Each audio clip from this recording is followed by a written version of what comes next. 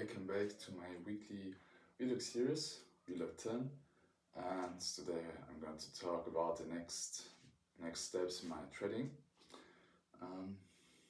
You're maybe well aware that my business is trading, and trading you are a performer. You need to look at the charts and know and study and predict if it goes up or down.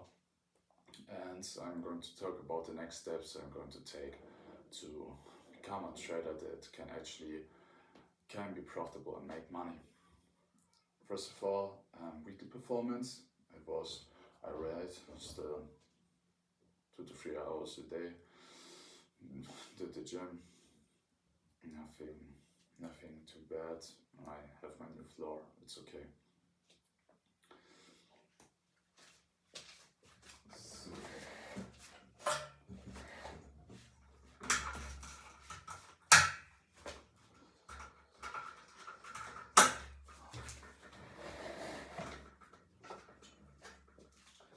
Let's talk about the topic of this video. What I did finish is my current trading approach, how I look at the market, how I approach the market when I look at it. Go on the charts, like Germany, it's like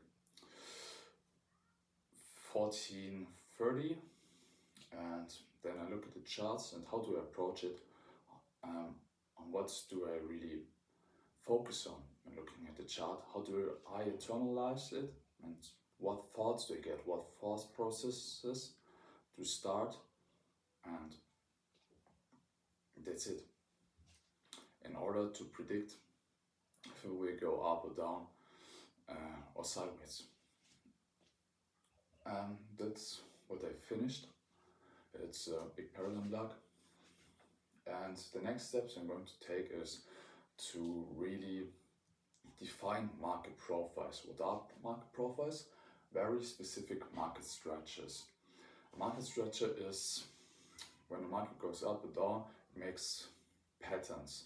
For example, it makes a rally, then consolidates, rallies again, or rallies, consolidates, drops lower, then consolidates. And there are very specific market structures, what the market is doing, and it repeats because it's algorithmic. And if I look at market profiles, I have divided it into 2 categories, the narrative and the algorithmic fingerprints. The narrative describes the paradigm of a market maker. In how my mentor is teaching it, Michael J. Hudson, ICT, is that the market is manipulated or created by the market makers, which are the central banks. I forgot it right. And their goal is to make money. And there's a very specific paradigm how they will make price go up or down in order to make money themselves from the market. And how they try to cannibalize other traders, retail traders that aren't the market makers, so aren't central banks, how can they cannibalize the money of those other individuals to make money themselves?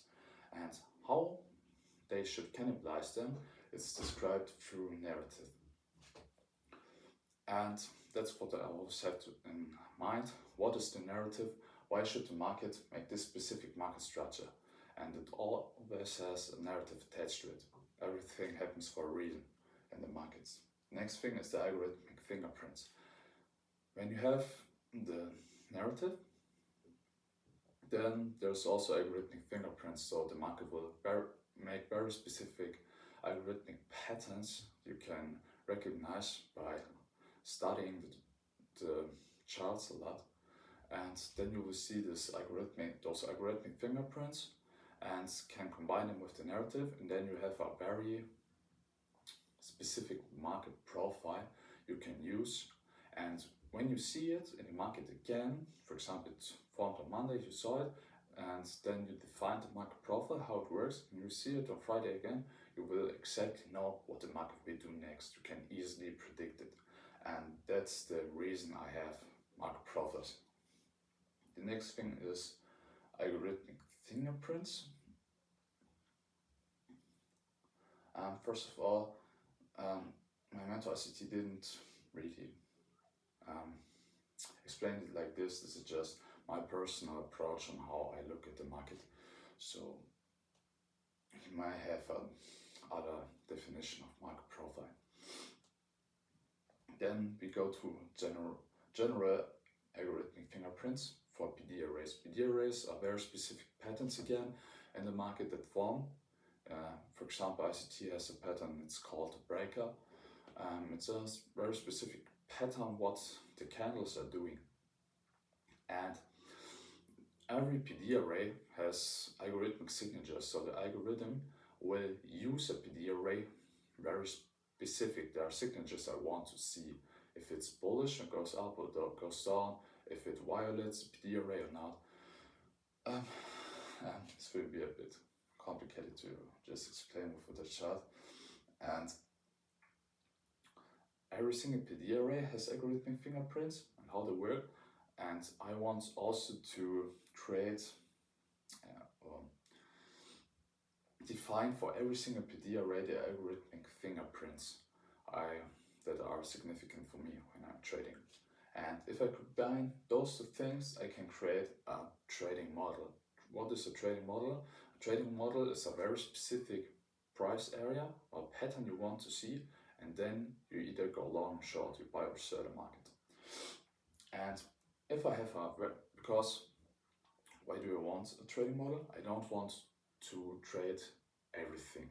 I want not anything, I want to trade something very specific to be profitable.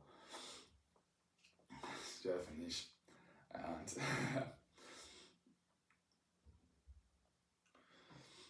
if I have a very specific market structure that are really good at knowing how it's functioned, and if I can read the algorithmic fingerprints are for what? Measuring price in real time. If my market profile or the narrative I'm currently have in my head is really right. So it's a measuring tool to confirm if my thought processes are really in alignment with what the chart, what the algorithm is, what the chart will do next. This is in alignment. I use those algorithmic fingerprints to measure it and get confirmation. And if I have those things, I can create a very specific market, very specific trading model where we go long and short. And this is my next plan.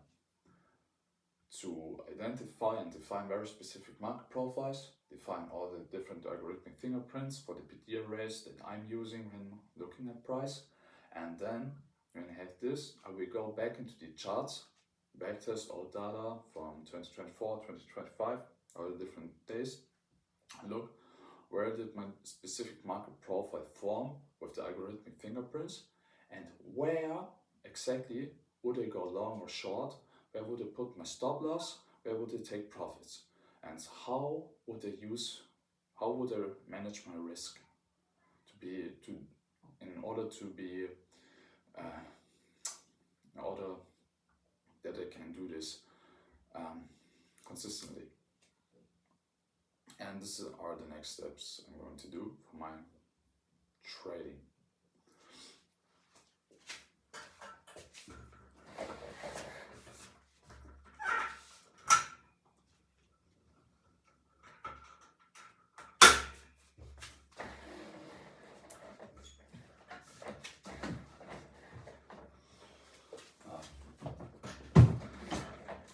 There it is. So then we come to the weekly goals. Or before we come to that, no, this might be a bit confusing what I just everything talked about too, especially if you're not familiar with trading and ICT. It's a bit also for me, just do a weekly recap. Then weekly goals, I did tape reading, the most crucial work I have to do right now. I finished my current trading approach and working on the trading model. Didn't really study my notes, didn't backtest, and didn't watch another video from my mentor. So those two things I did very well, the other ones not really. What I want to do next week is, of course, I'm going to continue to tape read. And working on my current trading model is where I actually stay, because this is the bloody work I have to do right now to define market profiles and algorithmic fingerprints, and then backtest them.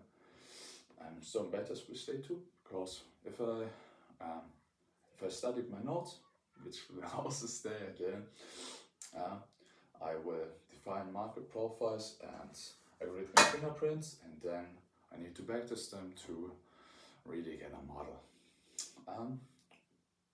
Then, if I did all of that, I still want to watch from my mentor, because you should all know by now from Charlie's course that we are buying a higher iteration from our mentors by watching the courses, and so that will help me a lot. I'm still learning from him. So I hope you enjoyed it.